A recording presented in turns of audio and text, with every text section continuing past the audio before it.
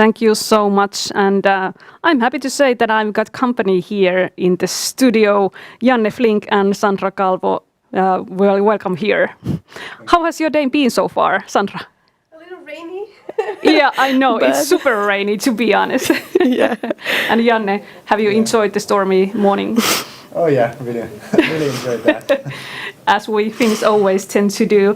Janne, you work as a data and artificial intelligence lead at Codento, and Sandra, you are a customer engineer at Google Cloud. And today we are going to talk about predicting customer demand and behavior. We have three main questions that we are going to dig deeper, and the first one is, how can companies use data and AI to gain insight into customer demand and behavior? Sandra, if you started, what would you say?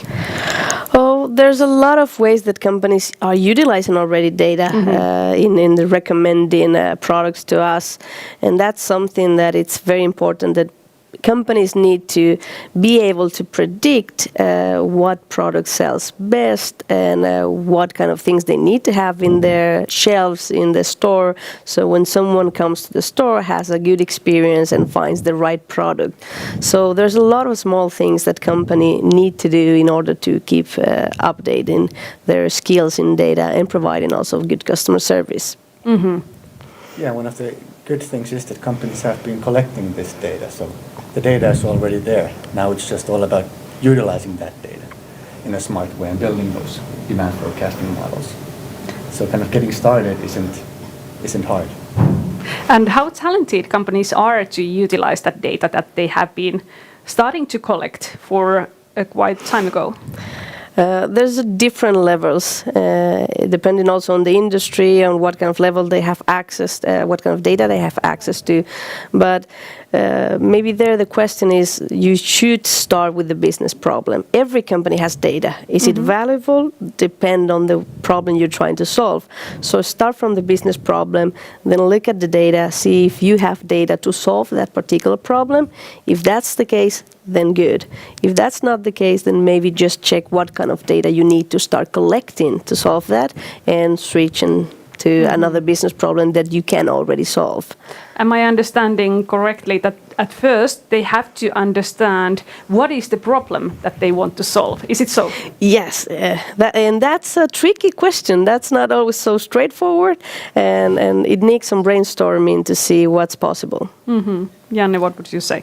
Yeah, so if we think about some of the benefits that can come out of demand forecasting, like in a list format, let's say that we can have production optimization, we can have inventory optimization, we have promotion planning, we can do different kind of scenario modeling where we can kind of model how different customer clusters affect to, for example, different price changes. So the benefits from demand forecasting, there's a lot of those, and of course some of these benefits affect certain companies more than others. Some are more interested in the inventory allocation. Some are more interested in the production optimization. Some are on the price strategy planning side. So the benefits can be quite wide. To forecast these kind of tasks or values and everything, how difficult it is? Because if we think about forecasting weather, it's super difficult and it goes wrong every now and then, basically every week. So what would you say? How easy is it? It really depends on the industry and how deep you are trying to go. If you're trying to forecast purely like one customer's demand for a certain one product, for example, my demand for shoes, right? It's very spiky. I buy shoes once every, 2 years or something? Once every 1 year? That's quite hard to predict because there's not many touch points that you have with me personally. But if there are customers similar to me, let's say 100, then we start having more data points that we can utilize. And okay, most people like me probably buy shoes during the summer and these types of shoes. So then the forecasting becomes easier, the kind of higher up you go. And then if you go to the highest level, which is just predicting what is the demand for shoes, then that becomes also easier again. Yeah. Yeah, and maybe also to continue that, how hard or easy it's to build these kind of models. The truth is that technology has come also to be easier to access to, easier to use. So you don't need to be a PhD in machine learning to do some analytics and to create your models and get some insights from the data. There's already tools that with just a little input from the data and the context and your business and asking the data what you need, you can actually create those things very easily. Yeah. Yeah, I was just going to say that the modeling part is quite easy these days because of how the technology has evolved. So the actual modeling is quite easy. The cleaning the input data, that might be actually a bit harder and take most of your time.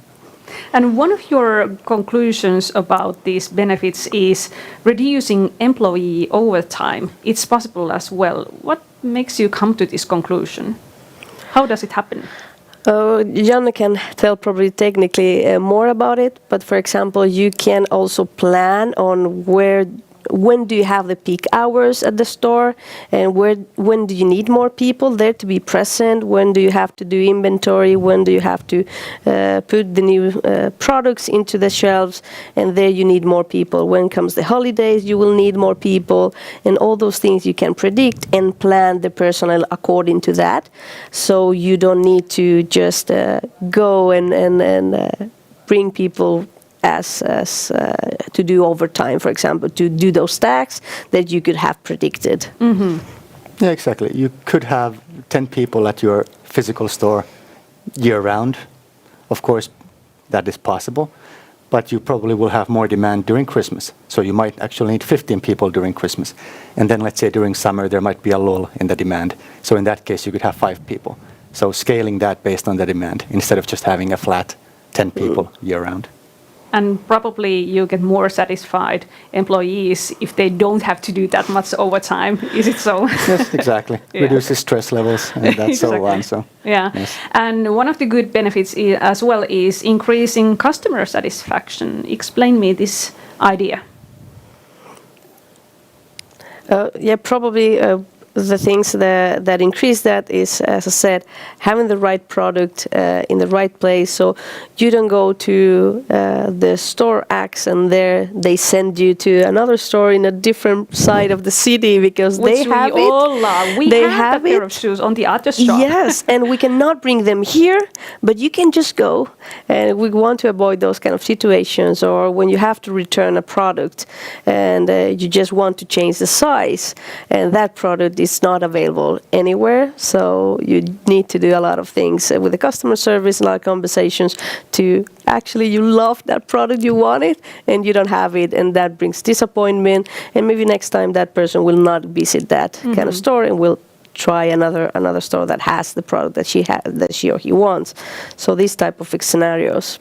Yeah, exactly. And I think it goes back to the inventory optimization and production optimization. So if you know that your demand for shoes, for example, is going to be large at some point, you might want to up the demand. Up the production, and then the allocation at that store for that time, so you don't run out. So you don't run out of stock. So that's basically what we mean with that example. To get all these benefits, companies, they need to have that data. How talented companies are, if you are being honest, collecting the data?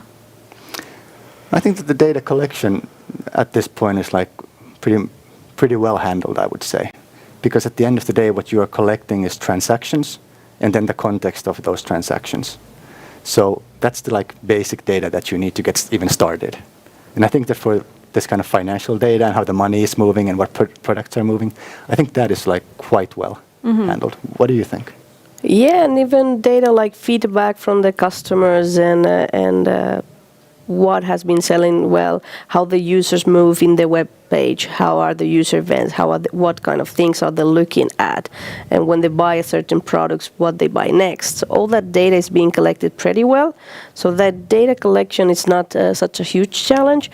It's just the data cleaning and data and different data sources when you use that, how to combine that and how to bring data from different places, because that's something that every organization has.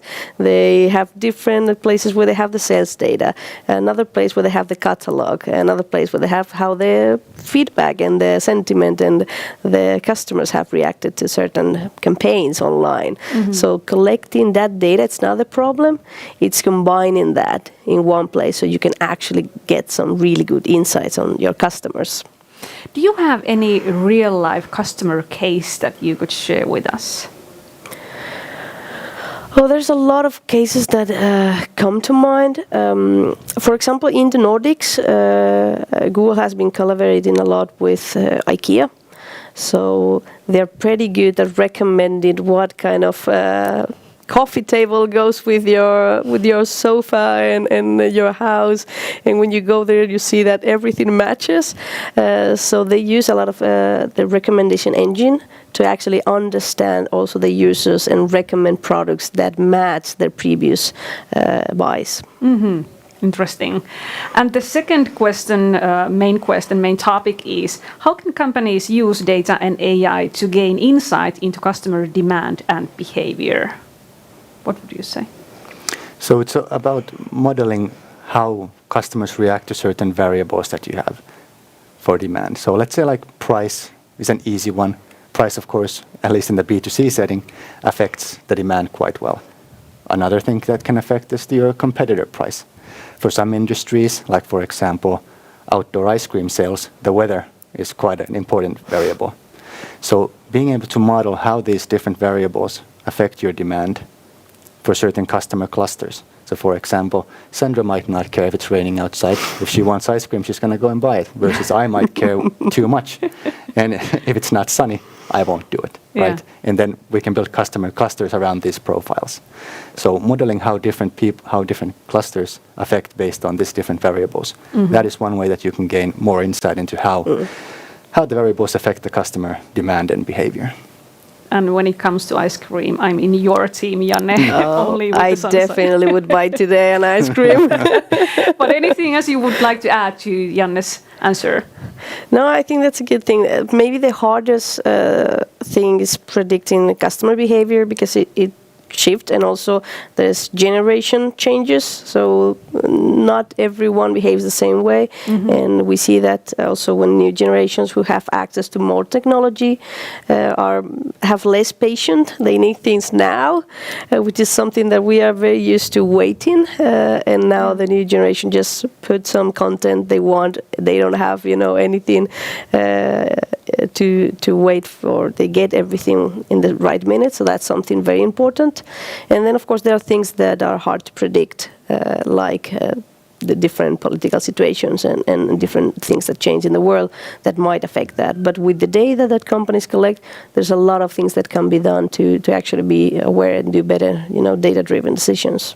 So are you basically saying that machines, artificial intelligence, is faster to recognize those shifts than we are as humans? Oh, definitely. And the machine learning models can actually get as an input a huge amount of data that for us as humans would take months, years to actually understand and put together and get something useful. And in this case, there's something that we just feed the information, give the context. We still need to put that into context. So our knowledge of the industry and of the problem and of the, our clients, then that needs to be put in there so we understand how to apply that. And the world around us is changing pretty rapidly right now. When we follow the news, we something happening all over the world every day. Is AI helping companies from this point of view as well to live with these changes? Yeah, there's also trends, and that's something that AI is good at following. What's the trend in the world, in the market, and that's the data that often is incorporated in forecasting different products. Yeah, so you can, for example, model different types of scenarios, as we touched upon a bit previously. And then what you can also do is you can build it so that you probe the market for changes. So instead of always offering, for example, let's say that black shoes are now in fashion, but you probe the market, you sometimes recommend red ones. And then at some point, the demand might start shifting towards another type of product. So you're probing the market for changes. That is something that you can also automate with these types of models. But I would like to say one thing that I heard from a client. This was a technical friend, and he was explaining to the business that how do these forecasting models work and how do they like take things into account. And then the business was asking that, okay, do they take this into account? What about if this happens? And he came up with a good analogy that, okay, what if a meteor hits the Earth? Will our demand forecasting model be able to take this into account? So of course not. You can't take everything into account, not every external variable. As Sandra said, something about the war, for example, you can't really predict that. And that's just something that you will have to live with. So if a meteor hits the Earth, your demand forecasting model is not going to be able to predict that. Exactly. Yeah. And let's just accept that. Yeah, and maybe also to add on that, we just need to know that once we create a machine learning model, it doesn't matter in what context, you still need to check that it performs as you want it to perform often. So it's not something that you create, you put in production, and my job is done.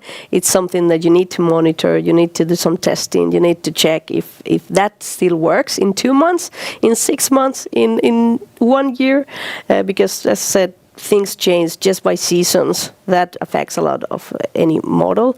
So that's something that you need to implement in the organization to keep monitoring the machine learning solutions. And generative AI, that is hard word for me to pronounce, to be honest, is making a huge impact in the market. What are some innovative ways that companies are using this generative AI to delight customers and drive demand? I think that a classical example is, of course, in the domain of marketing. And if we take it to the personalized level, that if the customer has collected data on how, for example, Sandra interacts with their business, so they have the touch points recorded into a database, they can now use those touch points and then create a personalized message that is for Sandra based on how she has interacted with the company. So I think like this personalization aspect is something that is rising really fast. Yeah, and also, for example, content creation. That's something that, targeting on the marketing side, how can companies create faster marketing campaign, training the machine learning model on their previous campaigns and what has worked previously and what hasn't worked. And then just by, few clicks, you can actually have a campaign given to you that you can put online and post on social media. That's something very powerful, especially for companies who have a small marketing team who cannot, use all that time into being creative. That's a very, very good use case. And then, of course, customer service here comes also into a good example. So how you create virtual agents that help you and guide you through this process with the company. We are doing a lot of, chatbots based on generative AI. And like, for example, in travel companies, AirDreams, which is a online travel company, they have different virtual assistants that can guide you, in booking, in planning the trip, in suggesting where you'd like to go based on your hobbies or whatever you want to see, and guide you through that process, help you during the trip, help you to resolve conflicts, and that's more personalized, as Janne said, to you and to your needs and your interests. So that's something very powerful. Yeah. Yeah, and to build on that, it's also very powerful in parsing like human input into then a structured format so that you can take the human's intent that, okay, I now want to purchase this trip or even search for this trip and it should cost this much. So you can parse out the intent and then query that from the database to get it back. Yeah. So that is also one thing that is very powerful. And creating new products and services, how does it happen? How does AI do it? There are many options, but for example, something that you can now with AI, and especially with these large language models and generative AI, you can with just natural language write questions that can go to the database and then you get the answer.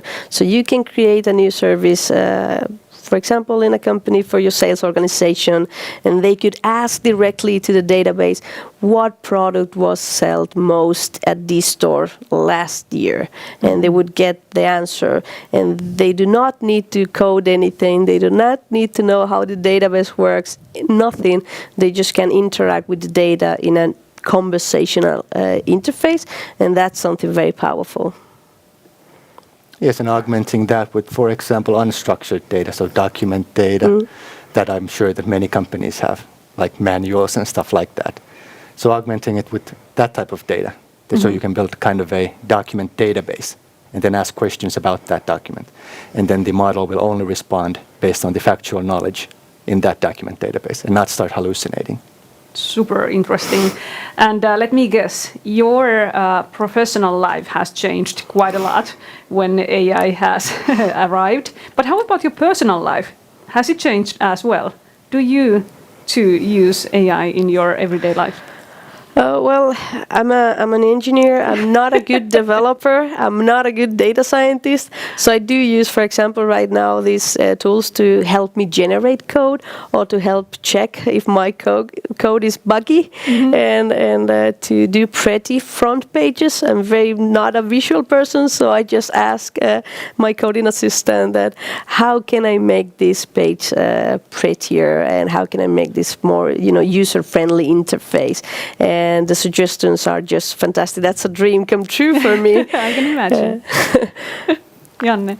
Yeah, I'd say the professional life has gotten easier because of generative AI. And then on the personal side, that as well. Like I have personal projects quite a bit and on the backlog as well, as many people probably do. I'm sure you as well.